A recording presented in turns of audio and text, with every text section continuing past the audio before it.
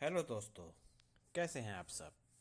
स्वागत है आपका हमारे अपने चैनल पर, जहां समय समय पर आपको मेरे द्वारा क्रॉस ड्रेसिंग स्टोरीज देखने को मिलती हैं। जिन दोस्तों ने अभी तक हमारे अपने चैनल को सब्सक्राइब नहीं किया है, हमारे अपने चैनल को सब्सक्राइब करके हमें अपना सहयोग ज़रूर दीजिए। और कहानी पसंद आने पर कहानी को लाइक करा कीजिए।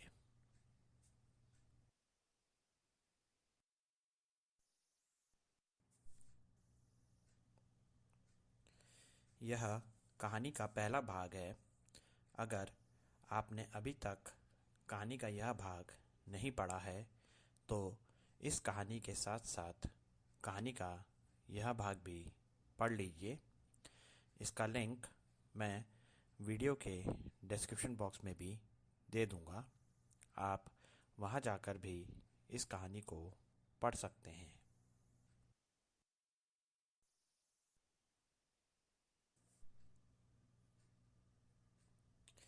आज की हमारी कहानी रोहन बना रोहिणी का भाग 2 है।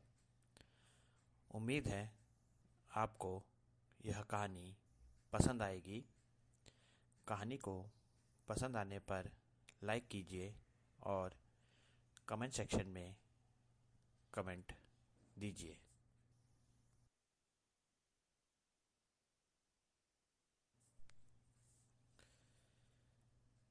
कहानी के पिछले भाग की एक झलक। सीमा ने रोहन से कहा कि सलवार कमीज तो उसने पहन ही लिया है, तो ऐसा करते हैं, बचपन की याद को आज फिर ताज़ा करते हैं। घर में भी उसके और रोहन के सिवा कोई नहीं था। रोहन चुप सा खड़ा था, उसका मन खुशी से भरा हुआ था। कहानी का आज का भाग। सीमा ने कहा कि वह पहले खाना खा ले, फिर वह उसे अच्छे से तैयार कर देगी। रोहन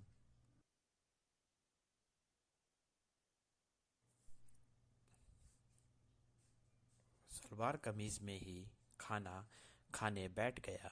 सलवार कमीज में खाना खाते हुए रोहन अपने सलवार कमीज और दुपट्टे को एक लड़की की भांति बार बार सही कर रहा था, और उसको ऐसा करते देखते हुए सीमा मुस्कुराए जा रही थी। खाना खाने के बाद सीमा ने रोहन से पूछा कि वह किस तरह से तैयार होना चाहता है। सीमा दरअसल रोहन से यह पूछना चाहती थी कि वह किसको पसंद करता है और सलवार कमीज पहनकर किसकी तरह दिखना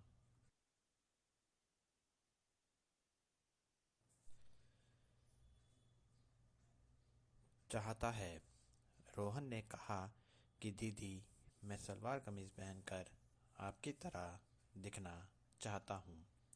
रोहन अपनी क्रॉस ड्रेसिंग करते समय खुद को अपनी दीदी की छोटी बहन मानता था और उसी की तरह श्रृंगार करके उसी की तरह बनना चाहता था।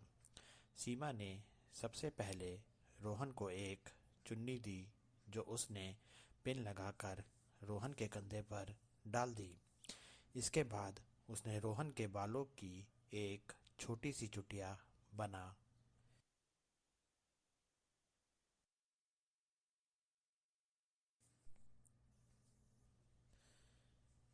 दी। सीमा ने रोहन के माथे पर बड़ी गोल लाल बिंदिया लगा दी। रोहन के माथे पर गोल बड़ी लाल बिंदी ऐसे लग रही थी जैसे किसी सुहागन के चेहरे की शोभा को बढ़ाती है। फिर सीमा ने रोहन के नाजुक कोमल हाथों की कलाइयों पर अपनी चूड़ियां पहना दी। रोहन की नाजुक कलाइयाँ चूड़ियों से ऐसी लग रही थी जैसे उन चूड़ियों के बोझ से दबकर आसानी से मुड़ जाएंगी। फिर सीमा ने रोहन के होठों को लिपस्टिक से भर दिया।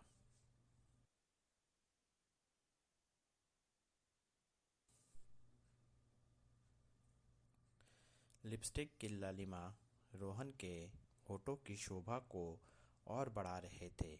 सीमा ने रोहन के पाँव में चांदी की पायलियाँ पहना दी और पाँव की उंगलियों में अपनी माँ की बिछिया पहना दी। जब रोहन हिल डुल रहा था तो उसके हर कदम की आहट पर उसकी पाँवों से पायलियों का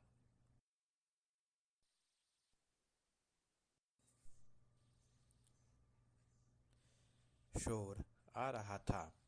रोहन के पाँव की बिछिया उसे सुहागन स्त्री के समान बना रहे थे।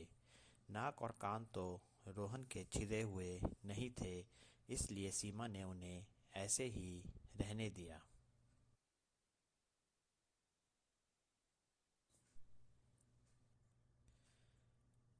रोहन अब कहीं से भी सीमा का भाई नहीं लग रहा था। वह अब सीमा की तरह ही एक लड़की लग रहा था। राहुल को लड़की की तरह सजाने के बाद सीमा ने राहुल से पूछा कि अब वह अपनी बहन को किस नाम से पुकारे, रोहन या कुछ और। तो रोहन की बचपन की याद, जो लड़कियों के कपड़े पहनकर ताज़ा हो गई थी, उसने शर्माते हुए बस इतना ही कहा, रोहिणी। यह कहकर दोनों भाई बहन या उस स्थिति को देखते हुए दोनों बहनें भी कहो तो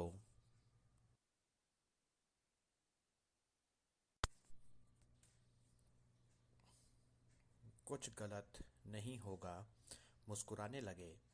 सलवार कमीज पहनने से रोहन ठंड से भी बच गया और बहुत हद तक उसकी क्रॉस ड्रेसिंग भावना भी उससे पूरी हो गई थी।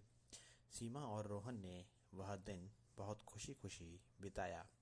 रोहन और सीमा की कदकाठी लगभग एक समान जैसी थी, इसलिए सीमा का सलवार कमीज रोहन को पूरी तरह से सही आ रहा था। सीमा और रोहन की यह मस्ती तब तक चलती रही जब तक वह दोनों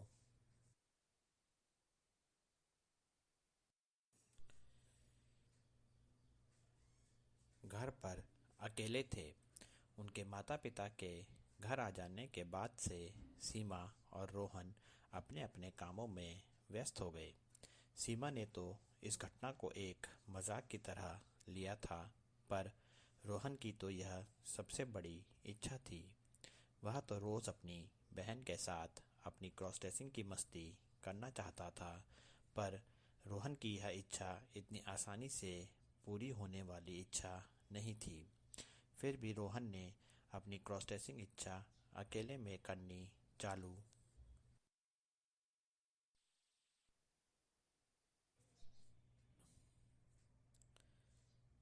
ही रखी।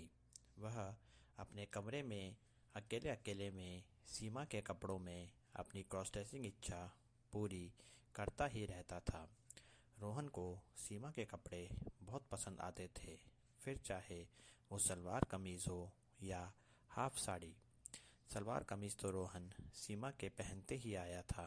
उसकी इच्छा सीमा की हाफ साड़ी पहनने की भी होती थी, पर हाफ साड़ी को अकेले पहनना रोहन के बस की बात नहीं थी।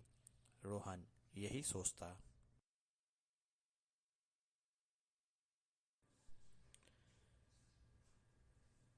रहता था कि फिर उसे कभी सीमा के साथ घर पर अकेले रहने का मौका मिले और इस बार वह सीमा दीदी से कहकर उनको उसे हाफ साड़ी पहनाने को कहेगा।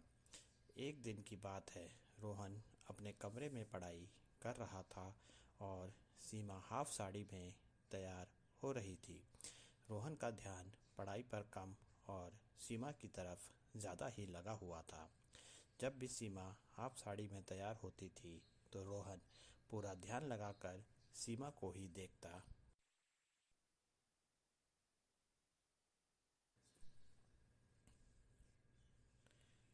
रहता था। वह सोचता था कि अगर उसे अकेले हाफ साड़ी पहनना आ गया तो वह हाफ साड़ी पहनकर ज़रूर देखेगा। रोहन यह जानता था कि सीमा के लिए खुद भी अकेले हाफ साड़ी पहनना मुश्किल पड़ता था। वह देख रहा था कि कैसे सीमा अपने ब्लाउज का हुक लगाने को लेकर परेशान हो रही थी। रोहन का मन था कि वह अपनी दीदी की बहन बनकर सीमा की मदद कर दे, पर वह चुप बैठे बस सीमा को ही देखे जा रहा था।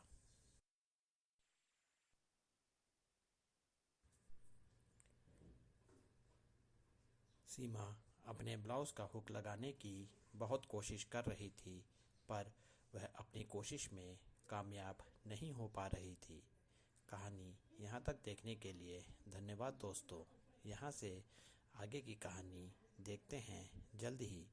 कहानी को लाइक कीजिए और हमारे अपने चैनल को सब्सक्राइब कीजिए।